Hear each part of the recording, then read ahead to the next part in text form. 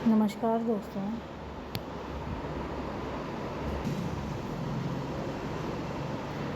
नमस्कार दो, दोस्तों, माय नेम इज़ पूजा। आज हम बात करते हैं एम्स दिल्ली का जो एग्ज़ाम 28 अगस्त को होने वाला है, उसके सिलेबस की बात करते हैं। देखिए, काफ़ी सारे कैंडिडेट्स तो पहले से ही प्रिपेयर कर रहे हैं, अपने इस एग्ज़ाम की तैयारी कर रहे हैं, और कुछ कैंडिडेट्स ये सोचते हैं कि एग्ज़ाम जब नोटिफिकेशन आ जाएगा तब हम ये तैयारी करेंगे। चलो कोई बात नहीं, जैसा भी है आप तैयारी तो कर ही रहे हैं। सबसे पहले मैं आपको बता देती हूँ, अब की बार जो सिलेबस है एम्स फिज़ियोथेरेपिस्ट का, जूनियर फिज़ियोथेरेपिस्ट का, तो देखते हैं। Date of uploading of admit card आपका 21 अगस्त को आएगा, ठीक है।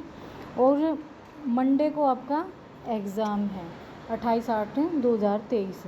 अब देखो आपका जो सेंटर है वो दिल्ली ही आएगा, और जो बच्चा दूर से है, अदर स्टेट से है, और काफ़ी क्योंकि केरल वगैरह से भी कैंडिडेट्स आते हैं, तो वो बच्चे अपना टिकट्स कंफर्म करवा लें।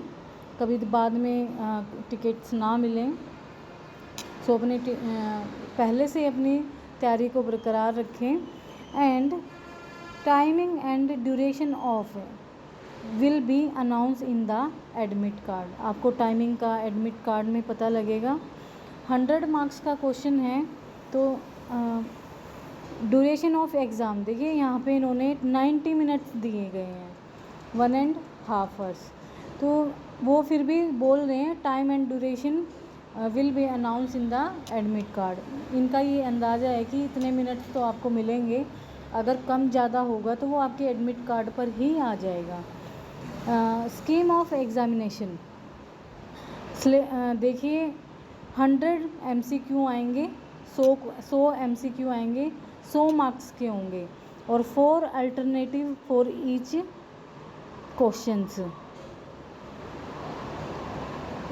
Alternative means objective type questions आएंगे। फर्स्ट इसमें पॉइंट है आपका, अब की बार इन्होंने क्या किया है, पिछले वाला जो, जैसे कि मेरे टाइम पे जो एग्ज़ाम हुए हैं वो 200 मार्क्स के हुए हैं हमेशा, और उन 200 में 20 मार्क्स का तो रीजनिंग जीके का पार्ट आता था, और 180 सब्जेक्टिव आता था।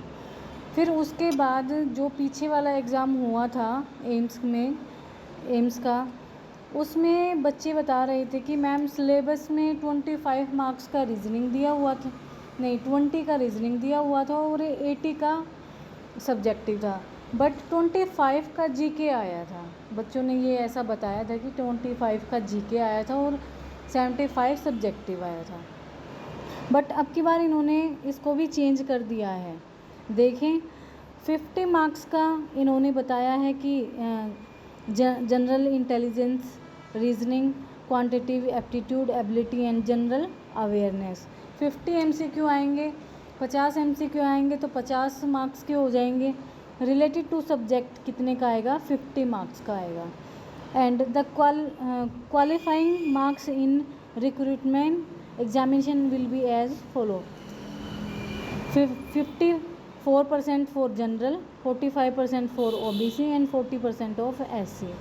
मीडियम आपका रहेगा इंग्लिश। सिलेबस एग्जामिनेशन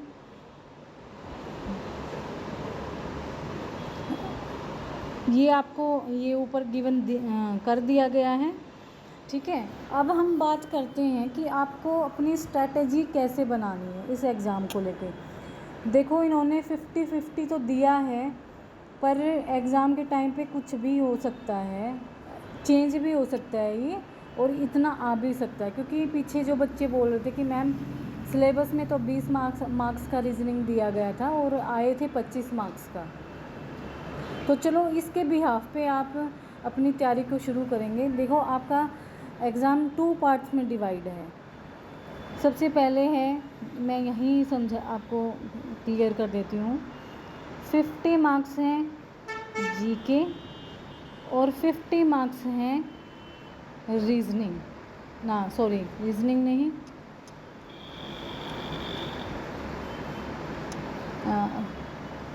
50 मार्क्स क्या है, सब्जेक्टिव।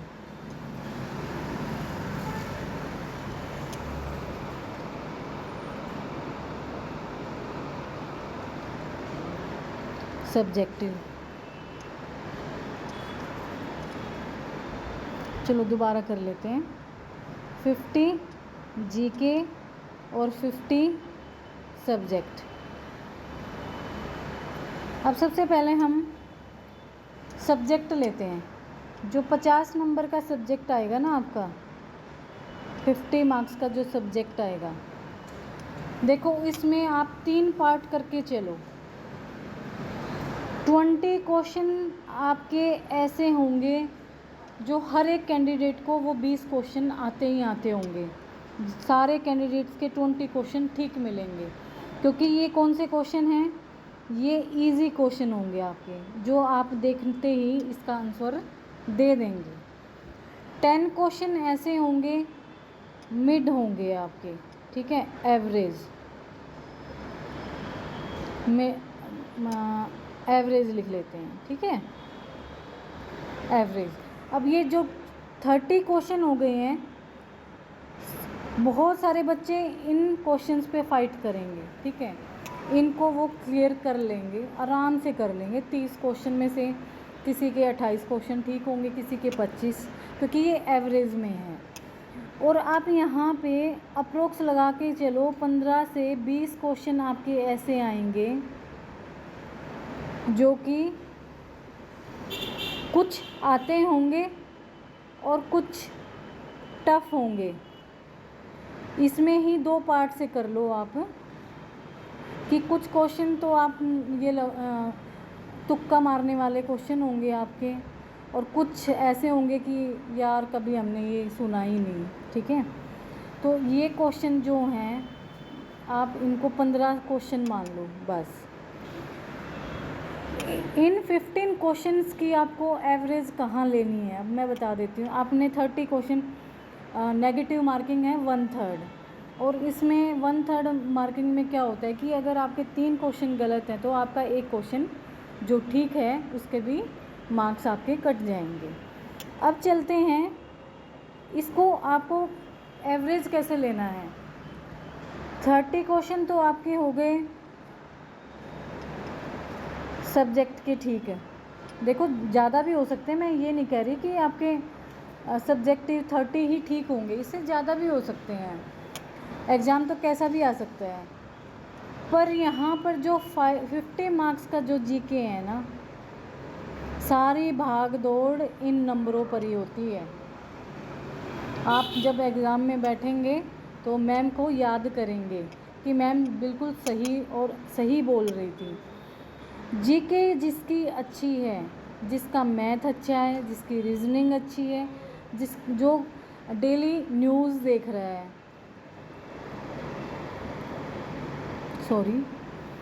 जो कि डेली न्यूज़ भी देख रहा है, ठीक है, करंट अफेयर्स अपने किए हुए हैं, सो उनको क्या करना है, वो रिपीट उसको लर्न करें, दोबारा से रिवीजन करें। रिवीजन तो बहुत ज़रूरी है, बिना रिवीजन के तो कुछ नहीं होने वाला। जिसने लूसेंट बुक पढ़ चुके हैं, जो बच्चे लूसेंट भी पढ़ चुके हैं और रिवीजन कर चुके हैं, और जो कुछ कैंडिडेट्स होते हैं जिनको जैसे कि काफ़ी सारे बच्चे यूट्यूब पे रहते हैं, कोई टीवी देखता है, कोई न्यूज़ देखता है, कोई डिबेट ग्रुप डिस्कशन करता है किसी भी टॉपिक को लेके, तो उनका क्या होता है कि उनसे क्वेश्चन ज़रूर आ जाते हैं, कभी ना कभी आ जाते हैं।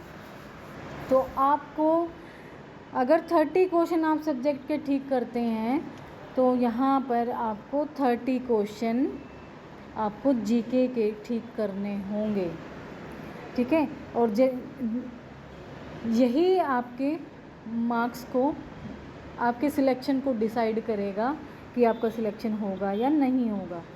क्योंकि देखो बहुत सारे कैंडिडेट यहीं डिवाइड हो जाएंगे, जिनको जीके नहीं आती, अवेयरनेस नहीं है, नॉलेज नहीं है, मैथ्स रीजनिंग नहीं की है, क्वांटिटी एप्टीट्यूड के क्वेश्चंस नहीं आते हैं, तो ये मान लो कि आधे बच्चे तो ऐसे ही निकल जाएंगे, ठीक है। और जिन्होंने इस एग्ज़ाम की इस सब्जेक्ट की फुल तैयारी की हुई है वो अपनी तैयारी को बरकरार रखें और जीके पे थोड़ा ध्यान दें, क्योंकि जो मार्क्स की जो रेटिंग है, रैंक है, वो यहीं से अप डाउन होएगी। तभी तो इन्होंने अब की बार 50 क्वेश्चन जीके के कर दिए हैं और 50 सब्जेक्टिव कर दिए हैं। अब आई थिंक मुझे ऐसा लगता है कि आप सबको समझ में आ गया होगा और आगे समझाने की मुझे कोई ज़रूरत नहीं है। आप बस इतना ध्यान करें कि आपको बस इतना ही करना है जैसा मैंने बताया है। आप अगर उस तरीके से भी चलेंगे तो आप सक्सेस ज़रूर होंगे। कोई भी कैंडिडेट ये ना सोचे अरे यार बहुत सारे कैंडिडेट पहले से तैयारी कर रहे हैं, अरे यार अब मैं तैयारी करूँगा। ये 18 जो दिन हैं, अगर कोई 18 महीने के बराबर स्टडी करेगा ना तो भी सिलेक्शन हो सकता है। ऐसा कभी नहीं हुआ कि हम किसी को ये बोल दें या ऐसा होता है कि 18 दिन में कुछ हो नहीं सकता। हो सकता है अगर कोई किसी कैंडिडेट के अंदर वो लगन है जो पाने की एक बोलते हैं ना कि जॉब लेने की एक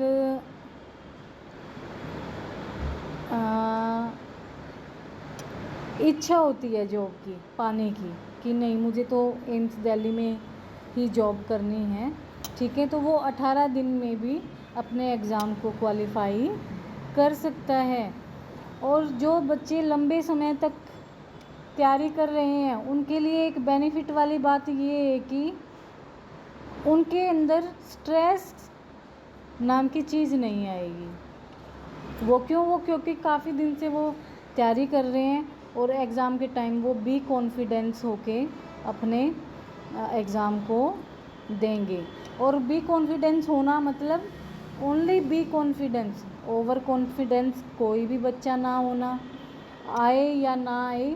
ओवर कॉन्फिडेंस से आप क्या करेंगे, काफ़ी सारी ओवर कॉन्फिडेंस पे भी बात कर लेते हैं। ओवर कॉन्फिडेंस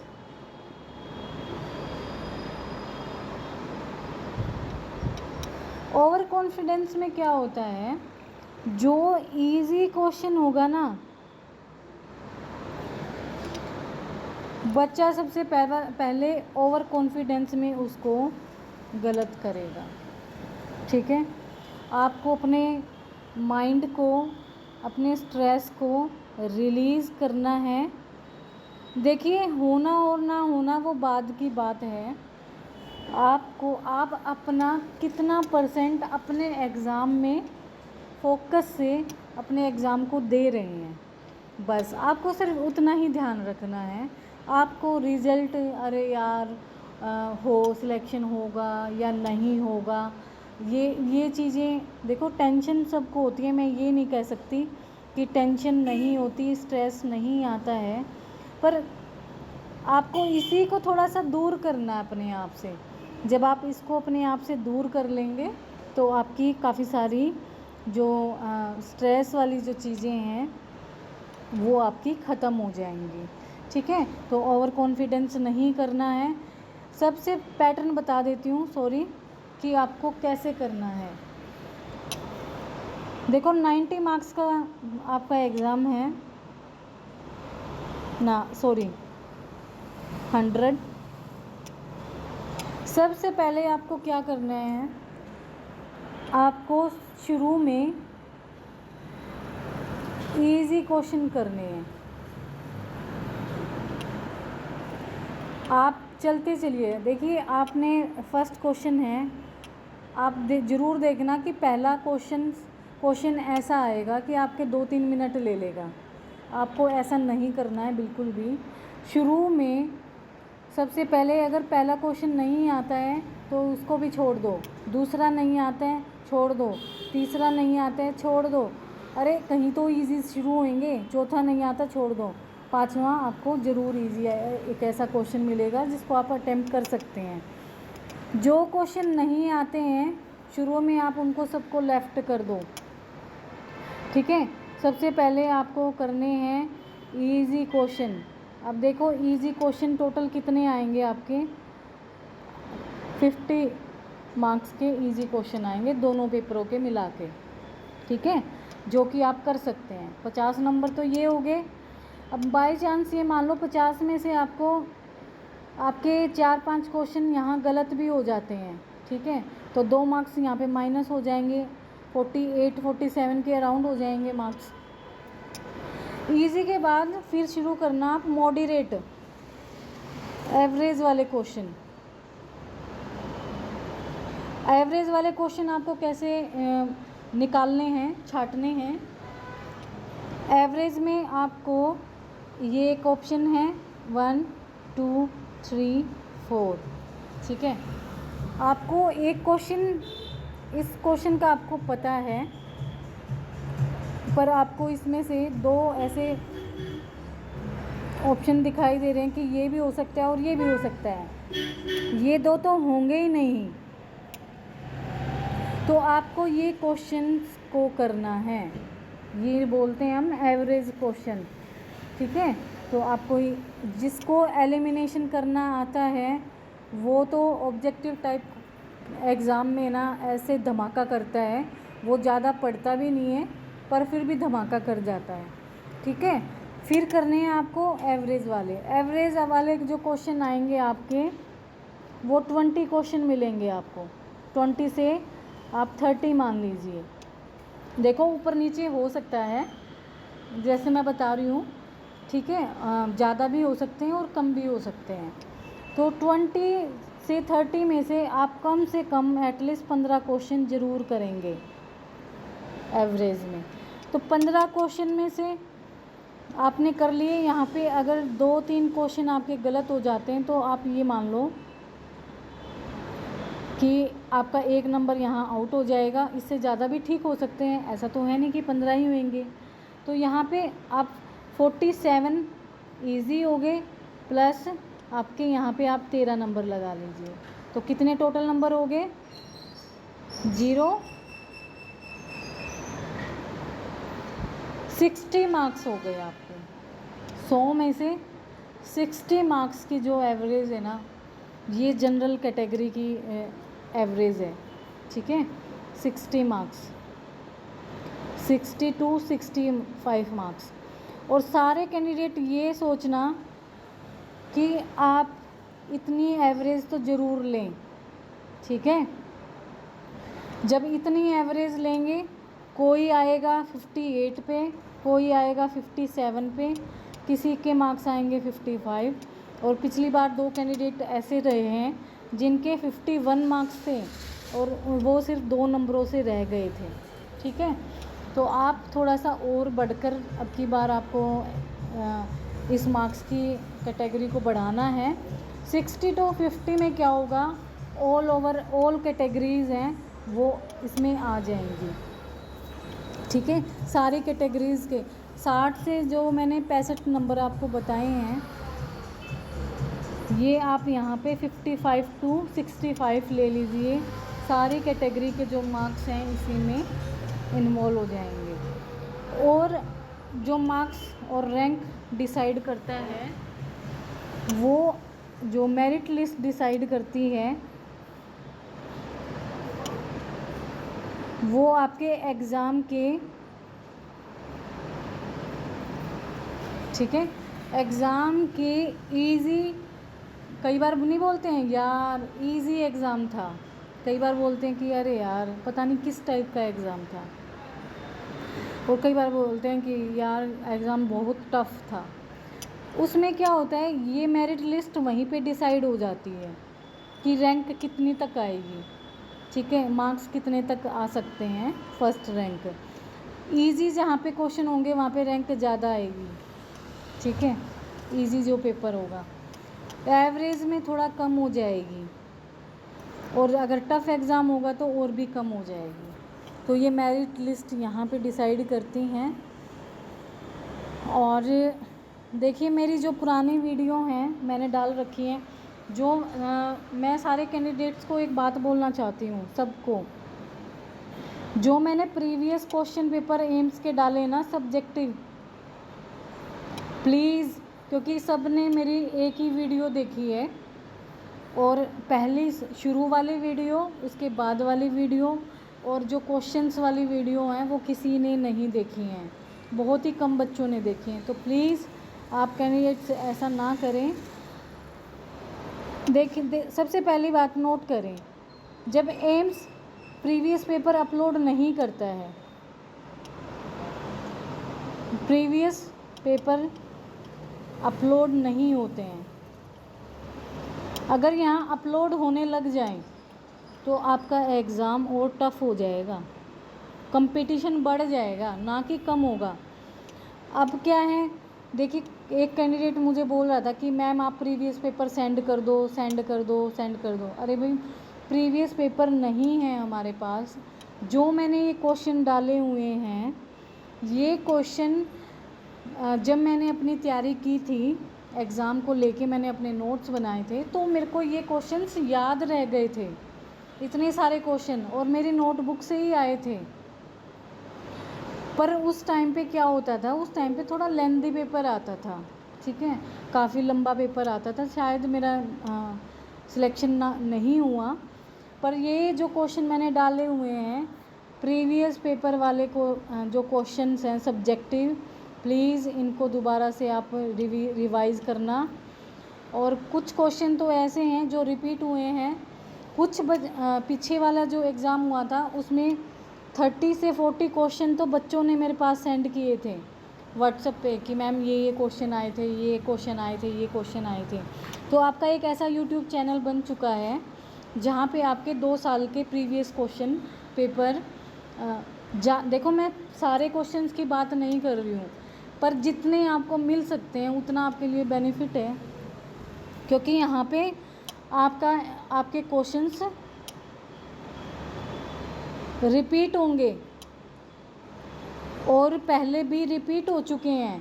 पीछे वाला जो एग्ज़ाम था ना, उसमें मैंने ये एक लाइन बोली थी हर बार, ऑब्टूरेटर नर करके जाना ज़रूर आएगी, मसल फाइबर करके जाना ज़रूर आएगी, दोबारा से रिपीट हो सकते हैं। तो बच्चों, ये ऐसा बिल्कुल मत सोचना कि मैम ने ऐसी वीडियो बनाई है, कुछ दिखाई नहीं दे रहा, या ऐसी हम कैसे करें। प्लीज़ कोई वीडियो देखे ना देखे, पर प्रीवियस पेपर जो पेपर कह रही हूँ, प्रीवियस पेपर के जो क्वेश्चंस मैंने डाले हुए हैं उनको चाहे अपनी डायरी में भी लिख लेना, उनको एक बार रिवीजन ज़रूर करना। उन बच्चों के लिए स्पेशली जो अभी कैंडिडेट अपनी तैयारी को शुरू करेंगे, और जब आपके ना उसी में से 10-12 क्वेश्चन सब्जेक्ट के मिलेंगे ना, तो आपका दिल इतना खुश हो जाएगा एग्ज़ाम में कि आप ये सोचेंगे ओ, ज़्यादा मेहनत भी नहीं करनी पड़ी और क्वेश्चंस भी आ गए और मिल भी गए। तो ऐसी गलती मिस्टेक मत करना, और अपने पास सब्जेक्ट का कंटेंट होना बहुत ज़रूरी है। मेन इम्पोर्टेंट बात है कंटेंट की। अगर आप कंटेंट अपने पास रखेंगे तो बहुत अच्छी बात है। आप सिर्फ टॉपिक्स लिखें सब्जेक्ट वाइज, ठीक है। सब्जेक्ट वाइज अगर आप टॉपिक्स लिख के तैयारी करेंगे तो और भी बहुत अच्छा होगा। और आज हम सिर्फ इतना ही बताने वाले हैं आपको। ये कंटेंट के बारे में हम और आपसे डिस्कस करेंगे। अभी हम क्वेश्चंस भी लेके आएंगे, और जितनी आप मॉक टेस्ट तो नहीं बता पाऊँगी आपको, MCQ जितना रिवाइज करेंगे, MCQ, ठीक है, MCQ जितना आप रिवाइज करेंगे उतना आपके लिए बेनिफिट होगा एग्ज़ाम में। तो MCQ ज़रूर डेली की डेली एक बार रिवाइज ज़रूर करें, ठीक है। टाइमिंग बना लें कि मुझे 1 आवर अपने MCQ करने हैं, और जो आवर्स आपके बचते हैं उसमें आपको अपने टॉपिक्स और GK का पार्ट्स करना है। So thank you so much, मिलते हैं अगली वीडियो में।